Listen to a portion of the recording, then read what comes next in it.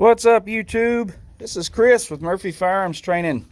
One of my favorite toys, one of my favorite guns, the Ruger Alaskan. This is chambered in 454 Casull. It'll also chamber 45 Colt. It says it right there on the cylinder. 45 Colt, 454 Casull. And, you know, the 454 Casull is just a huge flame out of this barrel. It's a lot of recoil.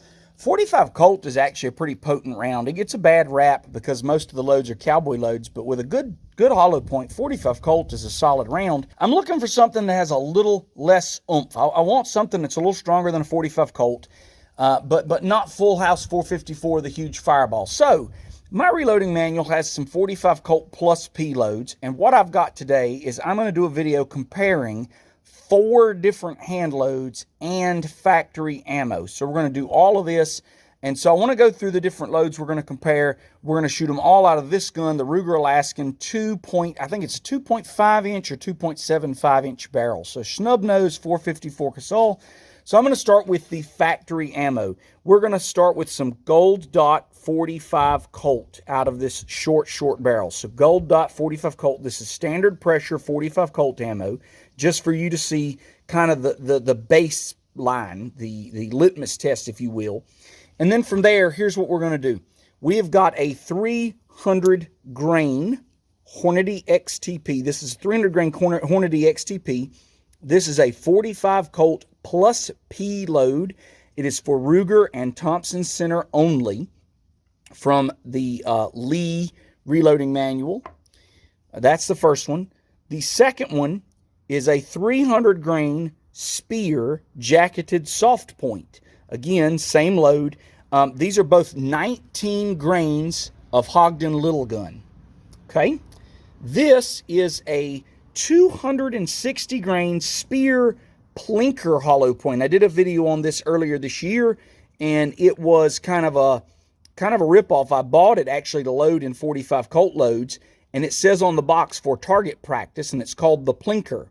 But when I bought it, the website I bought it from said Speer 260 grain jacketed hollow point. So I'm not sure if this thing will open up or not, but we're going to run it at 45 Colt plus P. This is 20.2 grains of Ogden LilGun. And then I have a hand load that I like to play with. This is a hand molded bullet. This is a bullet that I molded myself. This is a Lee aluminum mold, and I mold these bullets out of wheel weights. It is gas checked. This is a 320 grain lead flat nose with a gas check, and this is also running 19 grains of Ogden LilGun. So there's our 4 45 Colt plus P loads, and we're going to compare those to the 45 Colt Gold Dot, and we're going to see what the velocities are and if these things will expand in water jugs. So anyway, we're going to get to the chronograph. We're going to do some chrono tests of each of these, and we're going to see what we get. So here we go. We have got the Speer 250 grain Gold Dot hollow point. Loading up a cylinder full, all 6 of these. Going to chronograph these, see how they come out. This is a factory ammo Speer 250 grain Gold Dot hollow point. Here we go.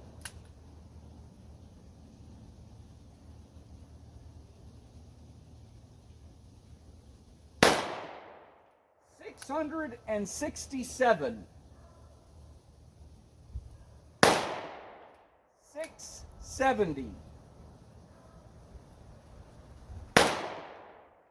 405. 679.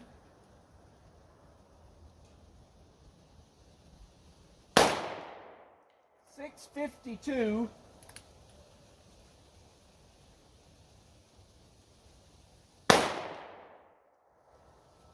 And an error.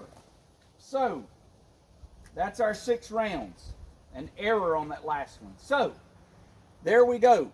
That seems pretty anemic. Let's chronograph the next load.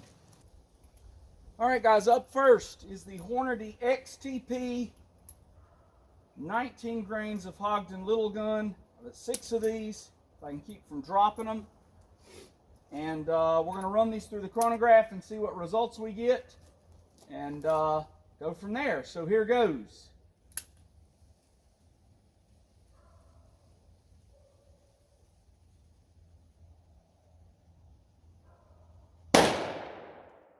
950.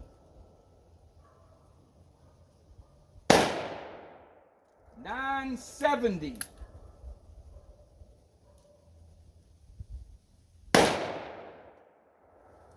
957.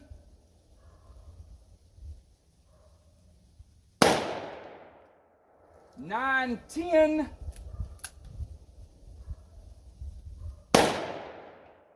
916.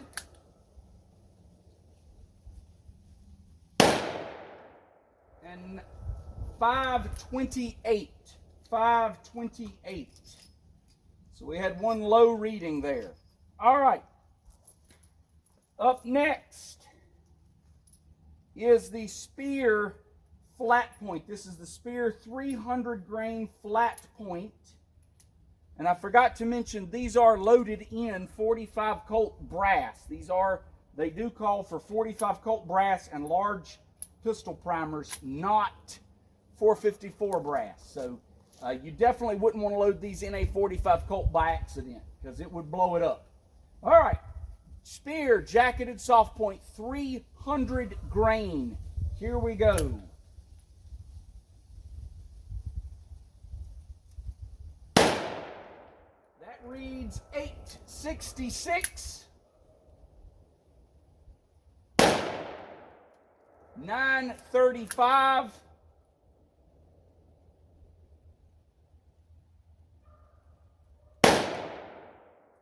911.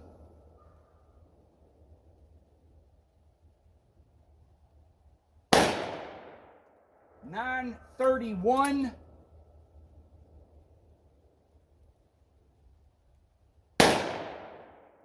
915.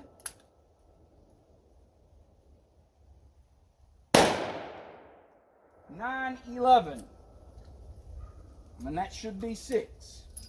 So all pretty good velocities from that 300 grain soft point. So up next, we're going to do the Speer 260 grain plinker hollow point. The Speer 260 grain plinker hollow point. Okay, 260 grain. This is the one that I made the video about, that they said, you know, it says on the box it's made for target practice. It is a jacketed hollow point. We're going to see, I have 4 boxes of these, so we're going to see if it'll expand. So that's kind of our goal today. So here goes.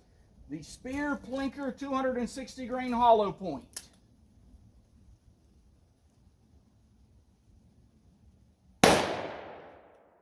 885.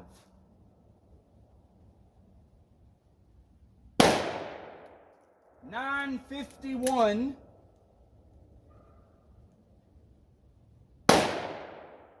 914.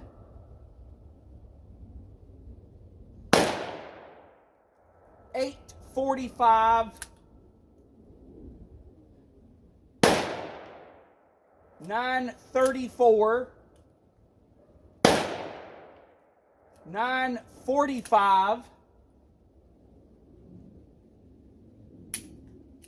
And that's it. We're empty. All right. Lost track. Better to fire one too many than one too few. You know what I mean? So pretty good velocities from that 260 grain plinker. Will it open up? That's the real question. So, and the one I'm excited to try in water is these hand loads. I've loaded this particular load for years for plinking. And I've never even thought to load it for self-defense because it's just a lead flat point. You know, but we're going to see what it'll do, and it may end up being the one that I keep in this gun. I don't know. The recoil in this is stout, but it's definitely not 454. It would definitely aid rapid fire. So, you know, let's see. 320 grain. This is a lead flat nose, gas checked over Ogden LilGun. Here we go.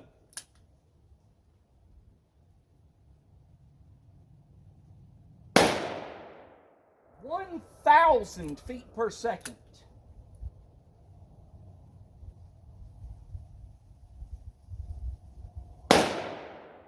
973 feet per second.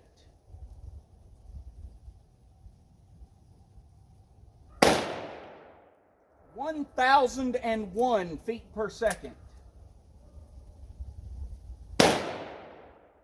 999 feet per second. 1,006.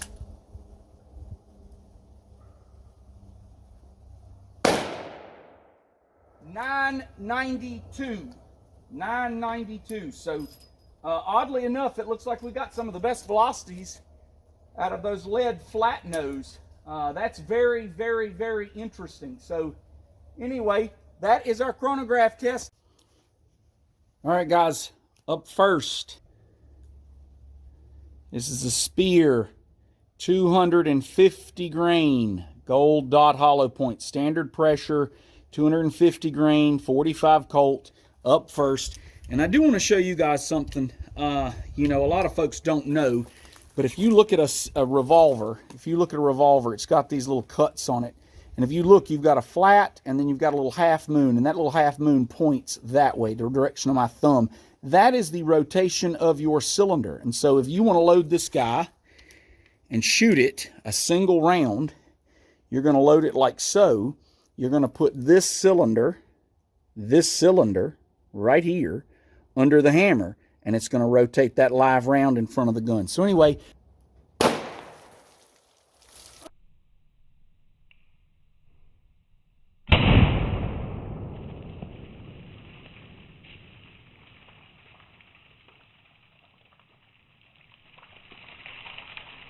all right, we're clear.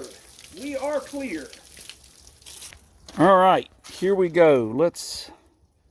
Here we go. This is jug 1, and we see nice solid hit right in the center. Good hit in the center.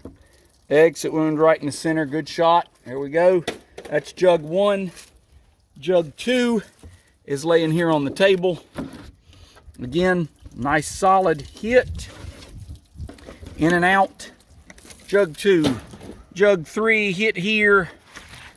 Looks like jug 3 may have exited, may not have exited. Let's open the top and see. Maybe we lost that one. Nope, it is in there.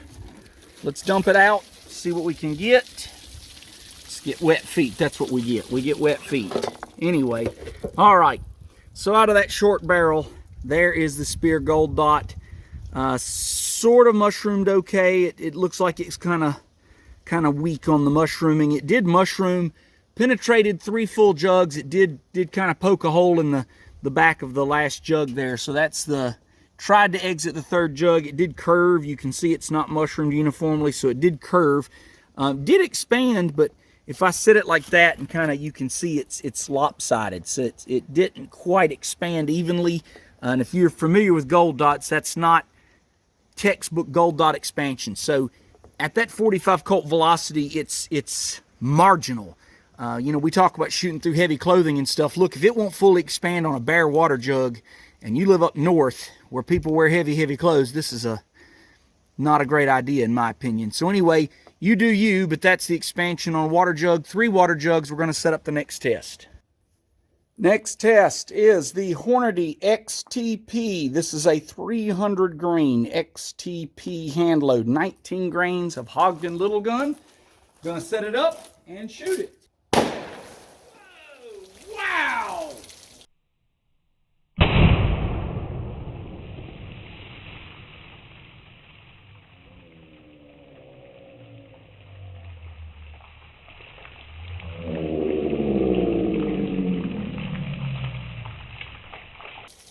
Holy crap! All right, let's survey the damage here. I got jugs everywhere. So, wow, and we didn't catch the bullet, I don't think.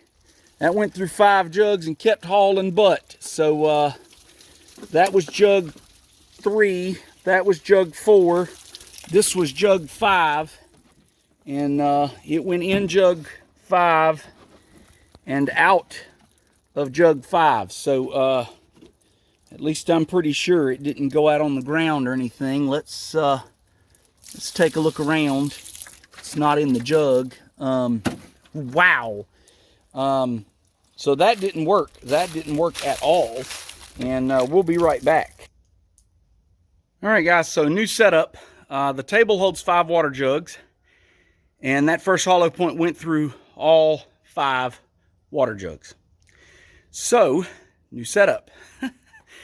I got a plastic pallet here at the range. I got it set up. I got 8 water jugs here, and hopefully that'll catch us a bullet. So let's get this set up on the tripod and get to shooting. We're going to shoot that Hornady XTP hollow point.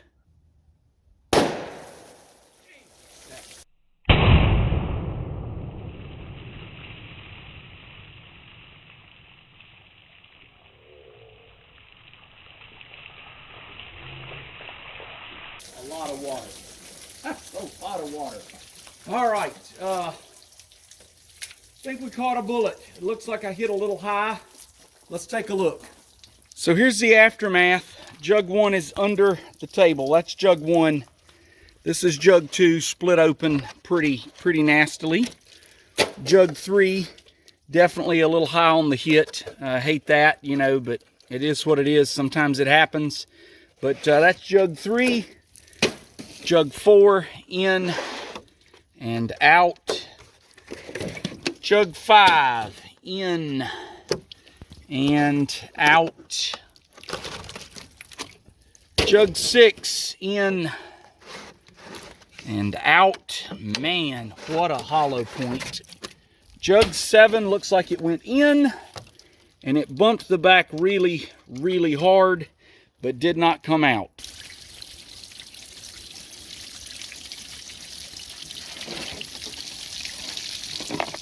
Let's see what we get here. And that's why.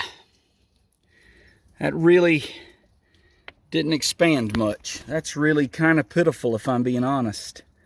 Now, don't get me wrong, guys. If you want a deep penetrator, it did a lot of splash damage. That first jug, I mean, it laid it in half, and it got me wet. I'm 3 yards back, and it soaked me. So, I mean, if you want a lot of penetration, this might be the load for you. I want more expansion than that. So the 300 grain XTPs, not for me. I think you got to drive those faster to get some expansion out of them. That's kind of wimpy. So anyway, on to the next load. Up next is the Speer. This is the jacketed soft point from Speer. It's not good to see in this light. Jacketed soft point from Speer, 300 grains. We're going to set this up and run at it. Here we go.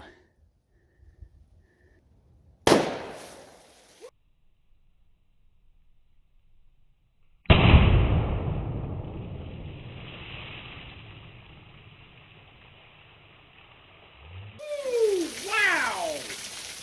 That is a lot of damage. That is a lot of damage. Let's see what we got here. All right, so, woo! Man, oh man, oh man. Okay, so we got 1 on the ground, 2, 3, 4, 5. So this is number 3. Hits really solid this time in the middle. So that's jug 3. That's jug 4. Again, the hit's actually kind of low, but that's where all your water is. That's good. So that's jug 4. This is jug 5. Again, in and out. Jug 6. In and out. Jug 7 looks like an in. Oh, and an out. No. Is there a hollow point in there? I don't think so. Holy cow. Nothing. Wow. So in and out. Jug 8. It looks like in and out of jug 8. Wow. Maybe there's a hollow point in there. So as you can see, no hollow point in jug 8. That went through 8 water jugs and kept going. And so again, I suspect very little to no expansion. 8 water jugs and no expansion. So wow. All right, guys, this is the Speer 260 grain plinker hollow point. Plinker hollow point. Focus, camera, focus. The plinker hollow point. This is the one they said was for target practice. We're going to see if it'll penetrate and stop, or if it'll go all the way through and not expand. So, we're set up. Let me zoom in just a hair. Let's see. Something like that. And here we go.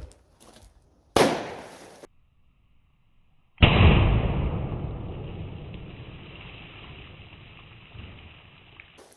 a big splash, but not as big as the XTP. Let's see what we got. All right, so here's our murder scene. What have we got here? We got a jug under the table there. We got a jug that fell off the front. Let's see the first hit. First hit was solid, right where we want it. Second jug, same thing. Third jug split open here at the handle. Hit there, exit there, hit there, exit there. Looks like it's going uphill just a little. Hit there, exit somewhere here. Yeah, still going, still going. Hit and exit, and I assume there is no bullet in that jug. There is not. Hit. I hit my building. And I think that's an exit there. Let's open this up and find out. Yep, so there's nothing in this jug. This penetrated 8 full jugs and kept on going. That pretty much means little to no expansion. So, I don't know. Yeah, so went back and double counted. We've 8 jugs, no expansion. So, again, this one doesn't look like it expanded very much. Just to give you some perspective, 9mm and 45 typically penetrate 3 to 4 jugs of water. And so I would expect these to penetrate, if they expand properly, somewhere around 6 or 7 jugs. That's kind of what I'm looking for. Penetrating through 8 and still going, pretty much to me says that they're like full metal jackets. They're not expanding. So, that's what we got. So let's try the hand load and see what we can get out of it. 320 grain. Cast, flat nose, gas check.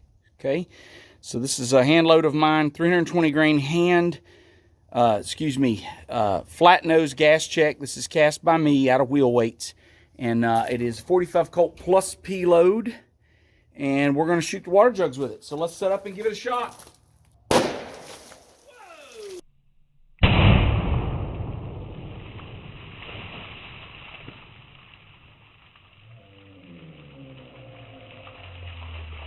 That had some splash to it. Wow, that's pretty impressive. Let's see where that left us. All right, we're clear. Here's the aftermath. I have jugs strewn everywhere, it looks like. So let's start with this one here. It's split wide open. Good solid hit right there.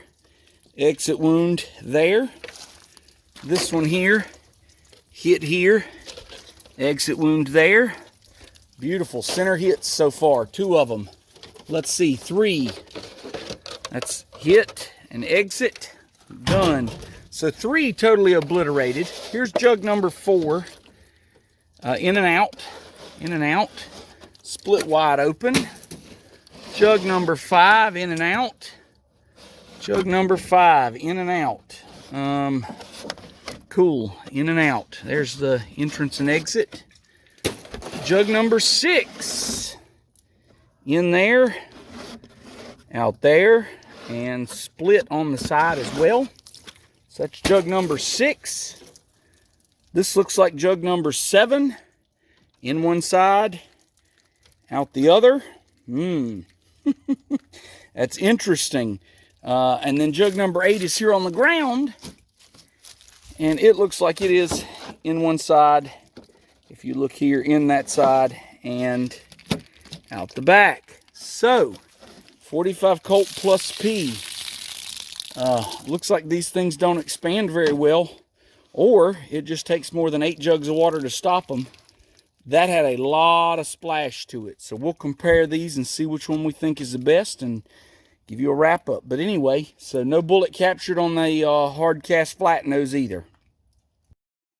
So in testing loads for the 454 Casull that are loaded to the 45 Colt plus P Ruger and TC only load levels, here's what I've discovered. All of the bullets that I picked pretty much are advertised or rated for 45 Colt. And it seems that hollow points rated 445 Colt are not particularly good at expanding from a snub nose, even at 45 Colt plus P velocities. The Speer Gold Dot 45 Colt 250 grain hollow point that is loaded to a standard 45 Colt pressure had the following 6 velocity readings: 667, 670, 405, 679, 652, and an error. We threw out the 405 and we threw out the error. That gave us an average velocity of 667 feet per second, which is rather slow. However, it penetrated full 3 jugs of water and expanded fairly well. I would put this comparable to a short-barreled 45 ACP in terms of expansion and penetration. Perhaps a little bit less, but close. The 300 grain Hornady XTP load had velocities of 950, 970, 957, 910, 916, and 528. We threw out the 528 and got an average velocity of 940 feet per second. Now that, at a 300 grain hollow point, 940 feet per second, that makes me happy. That's kind of the velocity I was looking for in this test. However, the expansion was minimal. It really didn't expand fully like I would expect it to, and it penetrated 7 water jugs. So it's a deep penetrator, but it didn't have a lot of expansion, and I really would like to get a little less penetration and more expansion. So I kind of felt like that wasn't really great. It wasn't what I was looking for. Next up was the Speer 300 grain soft point. This ammo had velocity readings of 866, 935, 911, 931, 915, and 911. Since we've thrown out velocities for the first 2, we threw out the lowest velocity of 866. That gave us an average for 5 shots of 920 feet per second. 20 feet per second different from the XTP. They were the exact same load in terms of powder and crimp and all of that, so I would expect them to be pretty close in velocity. That makes sense to me. This one penetrated all 8 jugs and kept on going. And in the video, you'll see a jug fell to the ground. I realized after I paused it that that 8th jug was there. It was a through and through just like the first 7. This one also had almost no splash. So the 45 Colt standard pressure has a little bit of splash when it hit. The XTP, we got a fair amount of splashback from that first jug when it hit and started expanding. This one, we got almost no splash, and it just made a straight line through all 8 jugs. Just not a lot of tissue damage. And that's disappointing for me because, I mean, I feel like this is a 452 hollow point, and unless it's advertised for something like 450 Bushmaster, I would expect it to at least expand some at regular 45 Colt velocities, and this is pushing well above regular 45 Colt velocities. So I feel like this is kind of a disappointment and probably just a round that I would use for plinking. Up next was the Speer 260 grain Plinker hollow point. We got velocities of 885, 951, 914, 845, 934, and 945. Kind of keeping with the trend, I threw out the 845, the one low velocity there. That gave us an average velocity of 925 feet per second. 260 grains, over 900 feet per second. That's definitely 45 ACP territory. As I feared from the information written on the box, this hollow point did not expand at all, or expanded very minimally. A 260 grain hollow point moving 900 feet per second penetrated through all 8 water jugs. I mean, it just ripped through all 8 jugs. Didn't have really any splashback from it. It just wasn't impressive in terms of, really seeing any damage to the jugs as far as water getting thrown everywhere. I mean, it was pretty much like throwing a hard cast bullet at it. So that's very disappointing for me. I am going to try and drive this hollow point at real 454 Casal velocities and do the water jug test again, probably out of my 8 3/8 inch barrel Taurus Raging Bull, and see if that will get it to expand.